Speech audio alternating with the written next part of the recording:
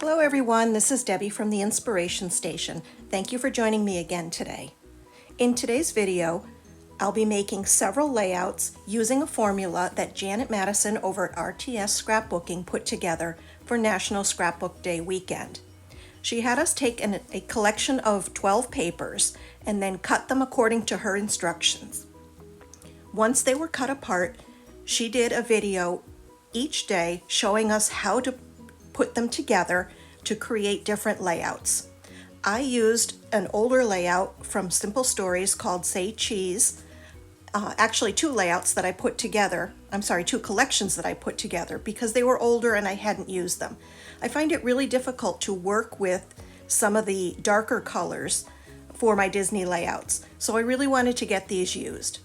So for the first layout, I used the instructions that she gave us, and instead of using photos down the side, I chose to use these cut apart cards. Actually, I think they were snapped cards, and make them be the elements on the page. I can put photos down the left-hand side of that black centerpiece.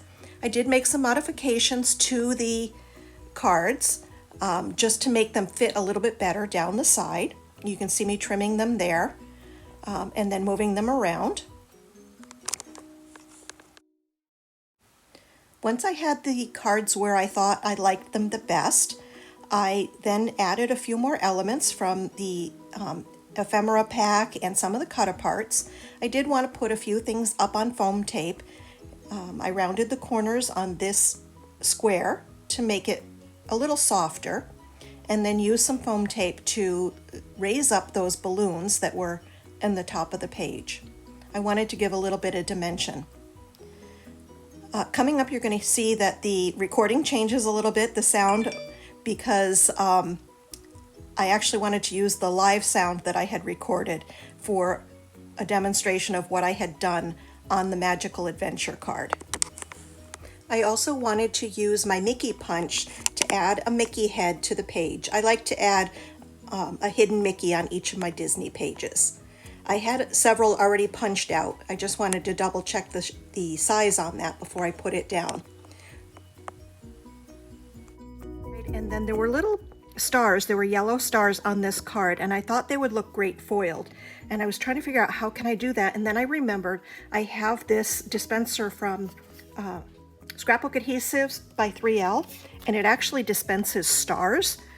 And I got it in a class with 3L, and I had no idea how I was ever going to use it. I thought, what on earth am I going to do with something like that? You know, it didn't make sense to me. And then in the class, they showed that you can just put it down onto your paper. And I did, if you don't like the spacing on it, I was able to move it. I just grabbed it with my tweezers.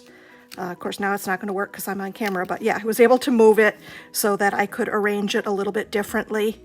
So I was able to put it on the exact spots where those stars were.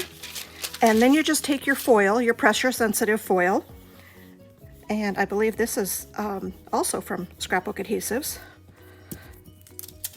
And look, you just peel it up and you've got foiled stars. I love it.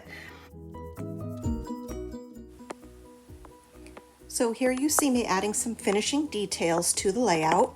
I wanted to put the date on, and I had die cut these tiny little numbers and was gluing them on. And I saw someone online had used this trick of putting the glue onto the back of your hand and then just dipping the numbers or the letters into it so that it's easier to get the glue without having a lot to smush out underneath.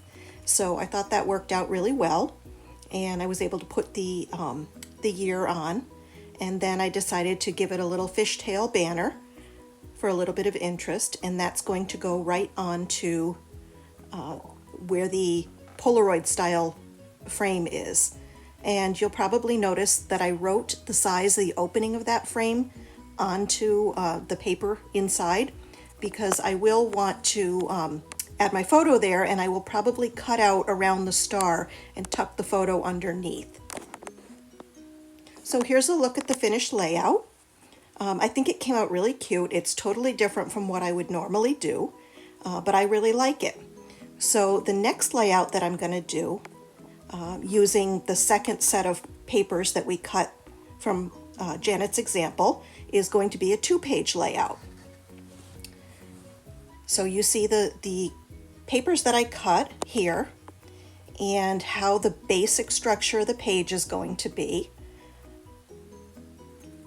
I had an idea that I wanted to use a laser cut, that's the word I'm looking for, laser cut title that I had picked up from the Paper Wizard. Several years ago, I think I got that at one of the conventions, and I really wanted to use it and use photos of all the different snack foods that you get when you're in Disneyland or Disney World. I also had this little cut-apart card that came, it's a printout or printable from Studio Mouse or Project Mouse, the Project Mouse. That was also several years old. And then I'm going to use this cut-apart card and actually cut each of those little flags out so that I can layer, put maybe like my top 5 snacks on that. So here you see me putting the pieces together the way that Janet had laid them out in her video. And I'm just going to cut apart all these little flags. I'm not going to make you watch the whole thing because, you know, it takes a few minutes to cut them all apart. So those are going to go over on the right-hand page. I'm just putting down temporarily some cardstock to hold spots for my photos. It makes it easier for me to see how the finished layout's going to look without working with the actual photos. So that'll be the right-hand page. And then the left-hand page, we use the smaller cuts of paper. And I ran out of adhesive, which always seems to happen when you're in the middle of a project. So I just grabbed some double-sided adhesive and finished up this page. Once I turned the camera off, I was able to refill that dispenser, so no big deal. So these are going to get positioned on, again, the way that Janet showed in her video. I did make a little bit of a change. Her layout number 2, she had a really interesting title treatment, and I wasn't able to do that because I was using that laser cut. But that's okay because I really like the way that it turned out in the end.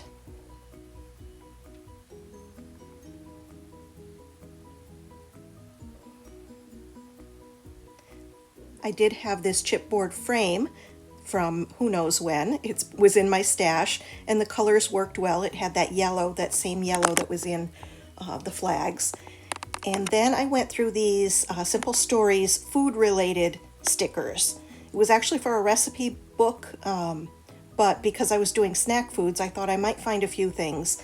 And as I pulled them out so that I can choose what I'm going to use, I put them onto wax paper so I can play around with them, move them where I want, not have to go back to the book over and over.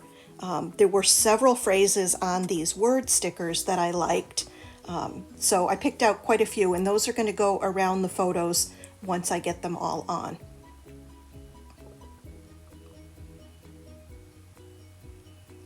The book has a ton of stickers in it, and I really didn't need as many as there were, but those are the ones that I chose. I looked at a couple of other sheets that I had, and then I pulled out the puffy stickers. And this little cut apart or piece of ephemera was an old Kaiser Craft piece, and I just really wanted to use the camera, so I rounded the corners.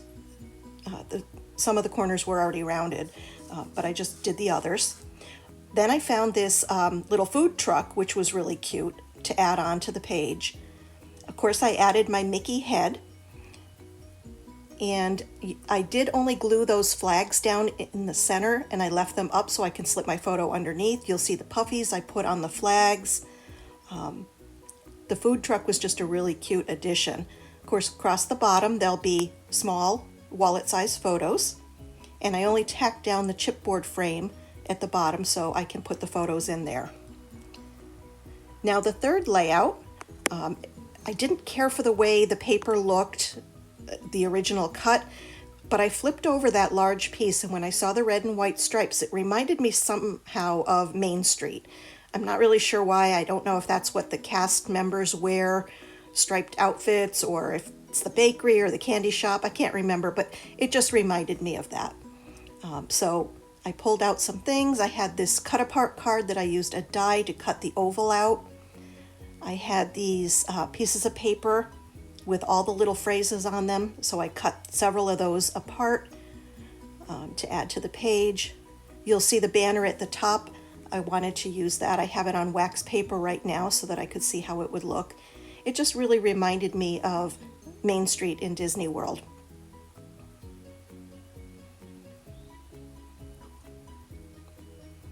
I did have to trim those up a little bit more. They were very uneven. They were meant to look like that on the sheet as background paper, but since I was using them as embellishments, they needed to be trimmed up a little bit. Again, I put down some cardstock to hold the place for my photos, because these will have photos added to them at a later date. I added this puffy sticker of the castle over the printed castle that was on the cut apart sheet, just to add a little added dimension.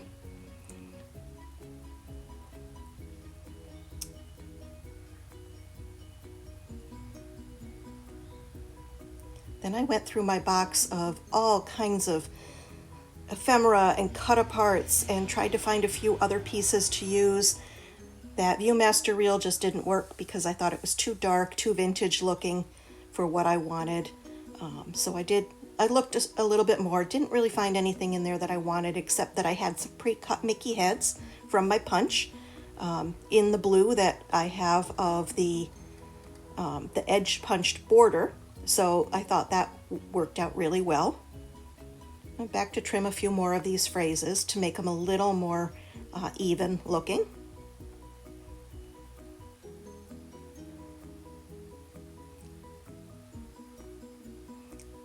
I'm going to stick those down with some adhesive. You see I refilled my tape runner, so I'm back to that. It's much quicker than the double stick tape. I love the double stick tape, but it does slow me down. Then I decided that I wanted to use some foam tape behind the banner, which took a little longer than I thought because there's a lot of little banner pieces there. And so I did use the 3D foam. That's from Scrapbook Adhesives by 3L. I used a combination of sizes. I used the larger ones on the larger pennants, cut some in half to fit a little bit better. I used some of the small ones you see in the upper right hand corner. I did have to keep using that wax paper to keep my arm from sticking to the stickers. It was getting to be a little annoying. But once I got all of those on, I was able to put the banner at the top, and it gave it some great texture. Then I went over to my Cricut machine and cut out a title. I used a font called Storybook, which is from one of my old cartridges, and just made the title Main Street. Added some sequins, and that was it. So I hope you enjoyed all of these layouts. I had fun making them, and I hope you'll like, subscribe, and leave me a comment. Let me know what you think of them. I always love to hear people's opinions on what the layouts look like. So thanks for joining me, and I hope to see you again soon.